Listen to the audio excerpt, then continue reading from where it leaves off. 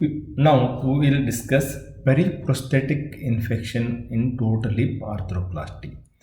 Periprosthetic joint infection is a devastating complication known to affect approximately 1 to 3% of the patients following total hip arthroplasty.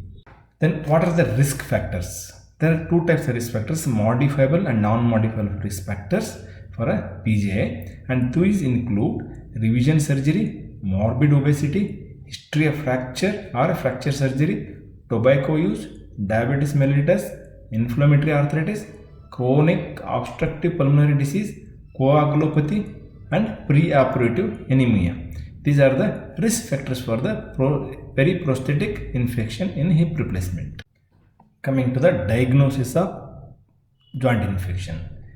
Timely and accurate diagnosis of a joint infection begins with a high index of suspicion based on the history, physical examination, and radiographic evaluation of a patient presenting with a painful total hip arthroplasty.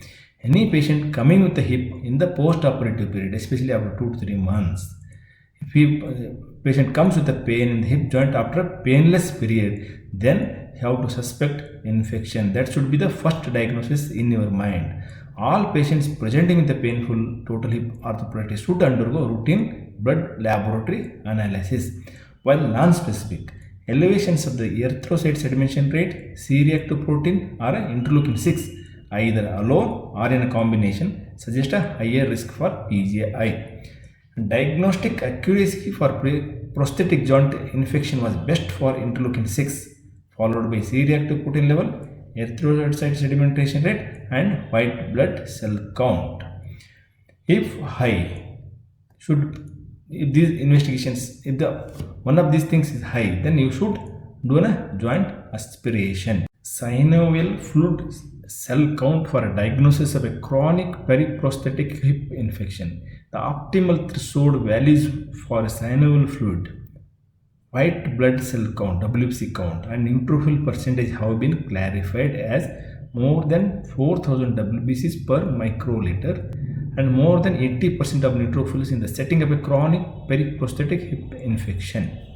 Coming to the treatment, the two-stage exchange remains the gold standard treatment for a chronic joint infection and may be used effectively regardless of the host status, the degree of bone loss, or infecting organism.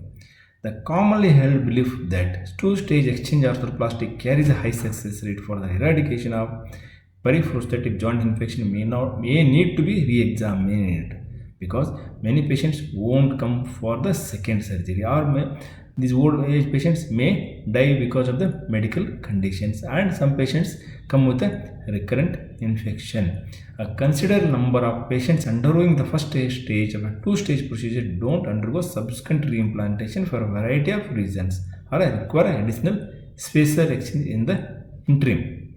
If it is badly infected or a recurrent infection, then just remove the implant and allow the patient to walk with some support, because this infected hip won't migrate as much as the freshly fractured hip because there will be extensive fibrous tissue formation. One-stage exchange arthroplasty in infection.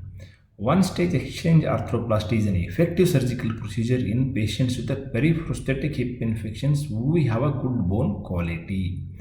Precise identification of the microorganisms and prolonged administration of appropriate intravenous antibiotic therapy are key factors for successful treatment.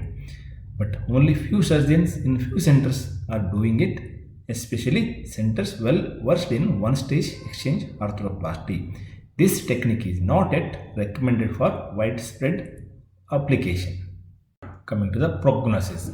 Positive intraoperative culture at the time of reimplantation, regardless of the number of positive samples, was independently associated with more than 2 times the risk of subsequent treatment failure and earlier reinfection. Chronic oral antibiotic suppression following irrigation and debridement of acute infection or following surgical treatment of Staphylococcus aureus infection may have a protective effect against late failure.